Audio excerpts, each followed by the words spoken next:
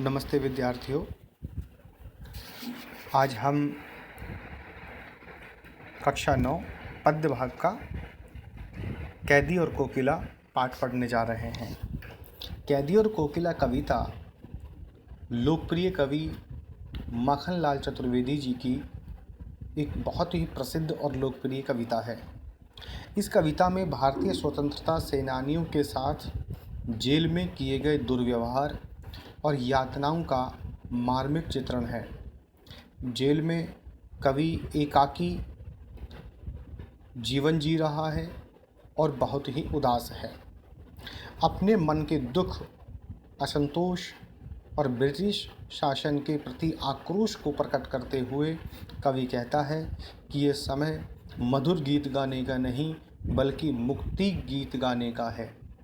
कवि को लगता है कि कोयल पूरे देश को एक जेल के रूप में देख रही है, इसीलिए वह आधी रात को चीख उठी है।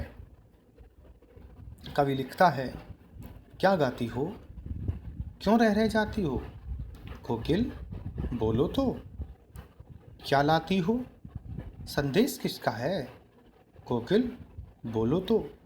ऊंची काली दीवारों के घेरे में, डाकू चोरों बटमारों के डेरे में, जीने को देते नहीं पेट भर खाना, मरने भी देते नहीं तड़प रह जाना। जीवन पर अब दिन रात कड़ा पहरा है, शासन है या तम का प्रभाव गहरा है। हिम कर निराश कर चला रात भी काली, इस समय काली माँ मई जगी क्यों आली, क्यों हूक पड़ी वेदना बोझ वाली सी, कोकिल बोलो तो, क्या लूटा मृदुल वैभव की रखवाली सी, कोकिल बोलो तो, क्या हुई बावली अर्धरात्रि को चीखी, कोकिल बोलो तो, किस दावा नल की ज्वालाएं हैं देखी, कोकिल बोलो तो, क्या देख न सकती जंजीरों का गहना, हथकड़ियाँ क्यों यह ब्रिटिश राज का गहना। कोलू का चर्रक चूं जीवन की तान, गिट्टी पर उंगलियों ने लिखे गान। हूँ मोट खींचता लगा पेट पर जुआ, खाली करता हूँ ब्रिटिश अकड़ का कुआं। दिन में करुणा क्यों जगे रुलाने वाली, इसलिए रात में गजब ढा रही आली। इस शांत समय में अंधकार को बेद रो रही क्यों हो, कोकिल बोलो तो, चुपचाप मधुर विद्रोह बीज इस भांति बो रही क्यों हो, कोकिल बोलो तो। उक्त पंक्तियों में कवि आधी रात को कोयल के कूकने पर आश्चर्य व्यक्त करता है, क्योंकि उसे महसूस होता है कि आधी रात को कोयल का कूकना कभी भी सामान्य परिस्थितियों में संभव नहीं है। इसमें तत्कालीन भारत की राजनीतिक और सामाजिक स्थितियों की चर्चा भी की गई है।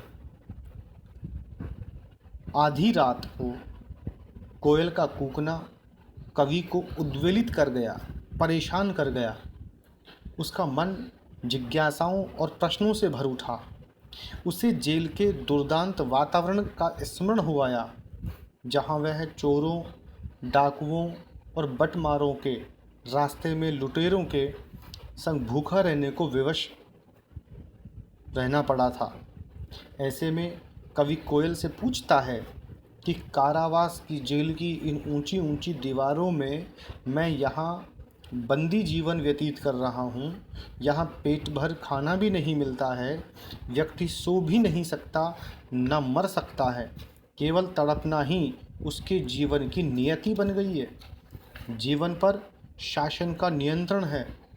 इस कालिमामयी रात के अंदर कोयल का इस प्रकार से अचानक से कूकना, इसका क्या अभिप्राय है? क्या वह कोयल इस कारागृह में, इस जेल में अपनी मधुरता बरसाने आई है, या उसने कवि की यातनाओं को देख लिया है इसलिए उसकी चीख निकल पड़ी है? सारे बंदी जन सो रहे हैं, ऐसी स्थिति में कोयल बेसुरा राग अलापने क्यों आई? क्या जंगल में कहीं आग लग गई है जो उसे सहन नहीं हो रही? वह अपना मधुर राग किसे और क्यों सुनाना चाहती है? कवि को लगता है कि वह उसकी हथकड़ियों से अप्रसन्न है। कवि इन्हें अपना आभूषण मानता है। वह कोलू की आवाज़ को अपना जीवन संगीत तथा जेल की यातनाओं को अपना गौरव मानता है। यहाँ पर कवि ने साहित्यिक खड़ी बोली का प्रयोग किया है। भाषा में प्रवाह है और चित्रात्मकता है। चंद्रमा और कोयल के साथ कवि ने मानवीय संबंध स्थापित करने का प्रयास किया है। जेल की कठिनाइयों का सजीव, करुणामय और यथार्थ चित्रण किया है। कारावास के अंदर, जेल के अंदर अंग्रेज़ों के द्वारा भारतीय सेनानियों और आज़ादी के इन परवानों के ऊपर या उनके ऊपर जो अत्याचार किए गए और उनके नारकीय जीवन को देख कोयल का करुणा से इस प्रकार से भर जाना कवि को बहुत ज़्यादा उद्वेलित करता है। ब्रिटिश सरकार के द्वारा भारतीयों के ऊपर किए गए अत्याचारों का बहुत प्रभावशाली वर्णन किया है। क्रांतिकारियों के द्वारा झेली गई अमानवीय यातनाओं का सजीव चित्रण हुआ। कवि कोयल से कहता है,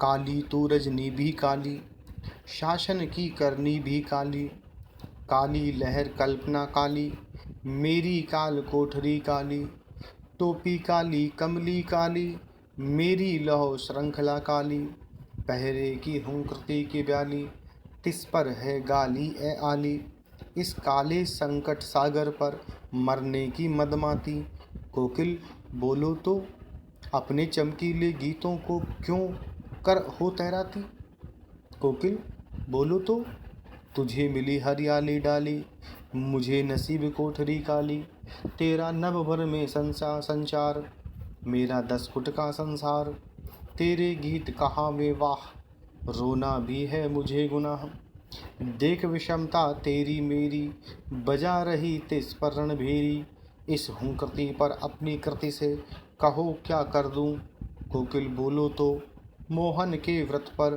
प्राणों का आसव किस में भर दूँ, कोकिल बोलो तो। उक्त पंक्तियों में कवि ने कोयल के काले रंग की अनेक वस्तुओं और परिस्थितियों से तुलना करते हुए तत्कालीन ब्रिटिश शासन की काली माँ को सर्वाधिक घृणित बताया है। कोयल जितनी काली है उतनी ही रात भी काली है। यह शासन और उसकी सोच भी काली है। इस संकट में कोयल का मतवालेपन होकर के गाना कवि को अच्छा नहीं लगता। कोयल और कवि में यही अंतर है कि वह हरियाली छाई हुई डालियों के ऊपर निवास करती है, जबकि कवि के नसीब में काली कोठरी है। वह उन्मुक्त विचरण करती है, जबकि कवि जेल में बंद है। कवि उपेक्षित जीवन को जी रहा है, जबकि कोयल स्वतंत्र है। इस परवशता पर घोर अंधकार में क्या वह अपनी मधुरिमा दफना नहीं सकती। अंग्रेजी साम्राज्य ने समस्त भारत को एक जेल बना दिया है, कारावास बना दिया है। प्रत्येक भारतीय कैदी है। क्या कोयल इन कैदियों में उत्साह का संचार नहीं कर सकती? यदि वो सब करने में सक्षम है, तब उसका यह स्वर कवि को सुहावना लग सकता है। कवि ने इन शब्दों के माध्यम से युवा वर्ग में उत्साह का संचार करने का प्रयत्न किया है। अंग्रेज़ों के समय जेलों में घोर अन्याय और निराशा भरे वातावरण का सजीव चित्रण हुआ। कोयल की आवाज़ के माध्यम से क्रांति की आग बनकर प्रेरणा देने वाली काव्य पंक्तियाँ सजीव हो उठी। कवि बंदी और आज़ाद कोयल के बीच में तुलना मर्मस्पर्शी है। कवि ने करुणा को जगाकर उसे देशभक्ति की भावना में बदल दिया है। कोयल की कूक सुनकर कवि की क्या प्रतिक्रिया थी? कोयल की कूक सुनकर कवि को बड़ी हैरानी हुई। उन्हें ऐसा महसूस हुआ कि वह कोई संदेशा लेकर आई है। वह भारतीयों को ब्रिटिश सरकार के विरुद्ध संघर्ष करने की प्रेरणा दे रही है, इसीलिए वह आधी रात को कूक रही है। कवि ने कोयल के बोलने के किन कारणों की संभावना बताई? तो कवि कोयल किसका संदेश लेकर के आई है? वह पागल होकर के आधी रात को चीखी, कैदियों के घावों पर मरहम लगाने आई है। वो कवि की आँखों के आंसू पोंछने आई है।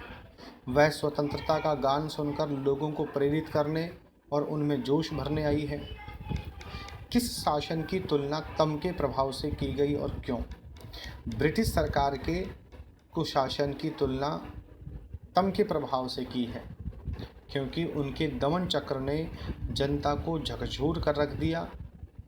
उसने जनता के मौलिक अधिकारों को छीन लिया, जनता का सब प्रकार से शोषण किया, देश की अधिकांश चल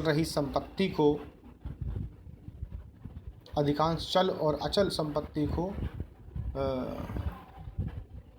अपने हिसाब से विदेशों में भेज दिया। उनके सभी कार्य भारतीय जनता के लिए अच्छे नहीं थे, ये काले कानून थे। इसी कारण से इसका तम अंधकार से ब्रिटिश सरकार के शासन की तुलना की है। कविता के आधार पर पराधीन भारत की जेलों में दी जाने वाली यंत्रणाओं का वर्णन कीजिए। पराधीन भारत की जेलों में कैदियों को अनेक यातनाएं दी जाती थी। उन्हें अंधेरी कोठरी में रखा जाता था, भरपेट खाना नहीं दिया जाता था, उनकी नींद में बाधा डाली जाती थी, उनसे कठोर से कठोर बहुत ज़्यादा मेहनत वाले श्रम साध्य कार्य करवाए जाते थे। मृदुल वैभव की रखवाली सी कोकिल बोलो तो पंक्ति का आशय क्या है? कवि के अनुसार पराधीन भारत में चारों ओर कष्ट ही कष्ट हैं। भारतीयों पर अत्यधिक अत्याचार किए जा रहे हैं। ऐसे समय में केवल कोयल ही है जिसकी मधुरता भरी आवाज़ मन को शांत करती है। अतः कोयल मृदुलता की रखवाली करने वाली है। कोयल जेल में अपना मधुर स्वर गुंजाकर कवि को सांत्वना देना चाहती है। हूँ मोट खींचता लगा पेट पर जुआ, खाली करता हूँ ब्रिटिश अकड़ का कुआं। पंक्ति का आशय स्पष्ट कीजिए। अंग्रेज जेल जाने वाले भारतीय सेनानियों को कष्ट देते थे, उन पर अत्याचार करते थे। इन अत्याचारों को झेलते हुए स्वाभिमानी कवि बताते हैं कि कोल्हू में बैल की जगह उन्हें जोता जाता था, उनके पेट पर जुआ बांधकर चरसा चलवाया जाता था, चड़स चलवाई जाती थी।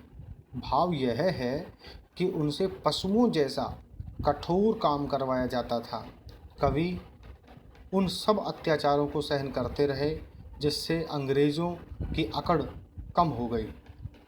अर्धरात्रि में कोयल की चीख से कवि का क्या अंदेशा है? कहीं उसके हृदय में कोई पीड़ा तो नहीं है? रात में कूक कर वो अपनी वेदना को उजागर तो नहीं कर रही है? वन में आग लगने की सूचना तो नहीं दे रही है? वह किसी अप्रिय घटना की सूचना लेकर तो नहीं आई है? कवि को कोयल से ईर्ष्या क्यों हो रही थी? कवि को कोयल से ईर्ष्या इसलिए हो रही है क्योंकि कवि तो काली कोठरी में कैद है, जबकि कोयल स्वच्छंद विचरण कर रही है। कोयल की कूक की लोग प्रशंसा करते हैं, लेकिन कवि का रोना भी अपराध समझा जाता है, गुनाह समझा जाता है। कवि के स्मृति पटल पर कोयल के गीतों की कौन सी मधुर स्मृतियाँ अंकित हैं जिन्हें वह अब नष्ट करने पर तुली है? कवि के स्मृति पटल पर कोयल के गीतों की अनेक मधुर स्मृतियाँ अंकित हैं जिन्हें वह अब नष्ट करने पर तुली है। वसंत के आगमन पर वह कूकती थी, सुबह ठंडी ठंडी हवा चलने पर सूर्योदय के समय वह कूक भरती थी। जब कवि थका हारा होता तो वह अपने मधुर स्वर से उनकी थकान को दूर करती थी। अब कोयल अंग्रेज़ों द्वारा स्वतंत्रता सेनानियों पर किए गए अत्याचारों से नाराज होकर के आधी रात में व्याकुल होकर के चीख रही है। यह पहले के अनुभव से भिन्न है। हथकड़ियों को गहना क्यों कहा गया? हथकड़ियों को गहना इसलिए कहा गया क्योंकि ये आज़ादी के संग्राम के सिपाहियों के त्याग की प्रतीक है, जो उनकी वीरता को और साहस को बढ़ाती है। काली तू, इस पंक्ति को हमें छोड़ देंगे, अगले प्रश्न की तरफ चलें। किस दावानल की ज्वालाएं हैं देखी? काव्य सौंदर्य स्पष्ट कीजिए। इस पंक्ति में जेल में हो रहे अत्याचारों को दावानल की ज्वालाएं कहा गया है। ब्रिटिश जेलों की असहनीय यातनाओं और अत्याचारों के लिए यह उपमान, यह भूमिका बिल्कुल उचित है। इस पंक्ति में रूपक, अनुप्रास अलंकार का प्रयोग हुआ। प्रश्न शैली के प्रयोग के कारण यहाँ पर प्रश्न अलंकार भी है। तेरे गीत कहावे वाह, रोना भी है मुझे गुनाह, देख विषमता तेरी मेरी, बजा रही तिस पर रणभेरी। कवि ने जेल में बंद स्वयं की पीड़ा और कोयल की मधुर तान का तुलनात्मक वर्णन किया है। कोयल की मधुर कूक सुनकर सब वाह वाह करते हैं, जबकि कवि का रोना भी अपराध माना जाता है। कोयल युद्ध का बिगुल बजाने वाली है, ऐसा कर वह संघर्ष करने की प्रेरणा दे रही है। यहाँ कोयल का मानवीकरण प्रभावशाली बन गया है। भाषा सरल, सुंदर और सहज है। तेरी मेरी में अनुप्रास, भाषा में संगीतात्मकता है और प्रभावपूर्ण भाव है।